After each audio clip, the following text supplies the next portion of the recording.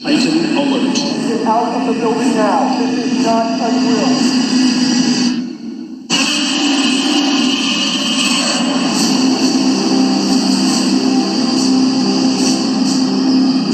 The most exciting things about doing a Godzilla movie is being able to take a different approach to Godzilla in the same way that the original films did.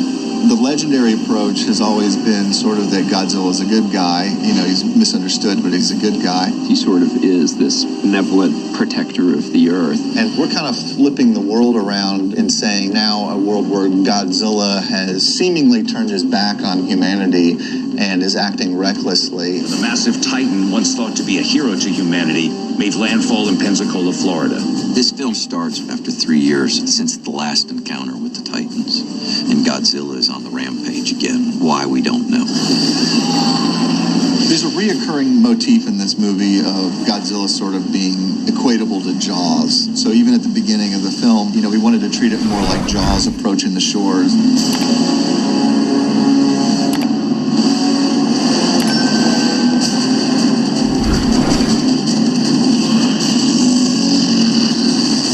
My absolute favorite thing that I was always looking forward to in the movies was Godzilla using his breath.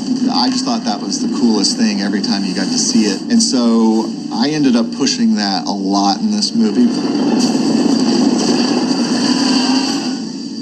I believe Godzilla's most recent attacks haven't just been random. I'm of the same opinion. Brian Tyree Henry plays a really fun character in the film named Bernie Hayes, who's a bit of a conspiracy theorist. For 5 years, I embedded myself inside this company trying to figure out what their game was. And then, boom, Godzilla shows up. He's a champion for mankind. You know, there's something, his heart is so big. Bernie is kind of this crazy... That's about it. He's just crazy.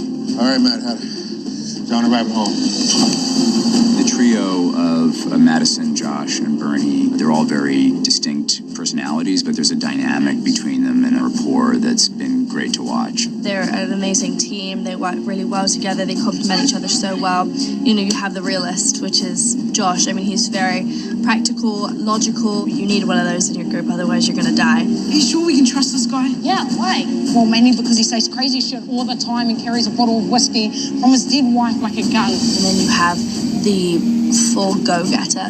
I am the go-getter. I will throw myself into, you know, if they're scared to go in first, I'll go. I think it's romantic. And Bernie is the knowledge of the group. You know, he really holds a lot of information. He's a conspiracy theorist, so he is extremely intelligent. I would just like to know what it was like to work with the Godzilla. Is that what we're filming? Because you told me that this was a rom-com. It's not a rom-com. I never said that. That's what she said. All three of those actors are just hilarious, and they have such great chemistry together, and they're just unbelievably funny. Like when the camera's rolling, when it's not rolling, it's kind of never ending with those guys. Hey, Owen. The two of them have actually brought out the wacky side of me, you know what I mean? Like, because we have fun. The cast has just been unbelievable behind the scenes and on camera. You going in? Yeah. This is like the heavyweight champion of the world fight. It's basically two giant monsters fighting. Kong has the strength, but you know, Godzilla can fire stuff out of him. This is the most epic battle of all time.